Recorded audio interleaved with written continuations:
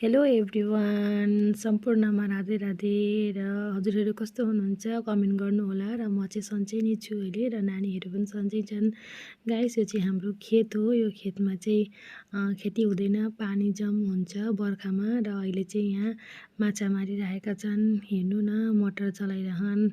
मटरको पानी चाहिँ हाम्रो दोकानतिर जाँदैछ, दोकानमा हाल्दैछौँ। र यो पानी अनि त्यहाँपछिको माछा हेर्नु, कति धेरै माछा देखेर मलाई यति राम्रो लाग्यो कि म बस्नै सकिनँ कि घरमा।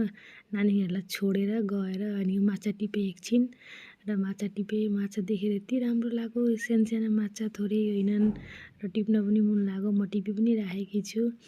र सर्ट झट्का हान्छन् अरे, कस्तुरी बाबु पनि झट्का हानेर माछाहरूलाई चाहिँ उतो गर्दैछन्, के अरे निकाल्दैछन्। भित्र पसेको माछाहरू पनि त्यो झट्का हान्दाखेरि मतलब माछा निस्किन्छ अरे।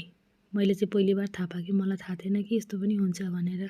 गिताहरू गरेर ऊ झट्का हानिराखेका छन्, र माछा यति धेरै ऊ झट्का यसरी हान्दा रहेछन्। गाइस, मान्छे हेर्नु न, उहाँ हेर्ने मान्छे, टिप्ने भन्दा हेर्ने मान्छे चाहिँ राइस ककल बेसी नै बस्नुभएको थियो। र हुन्छ त गाइस, हजुरहरूलाई मेरो भिडियो राम्रो लाग्यो भने कमेन्ट लाइक गरिदिनु होला। Thank you.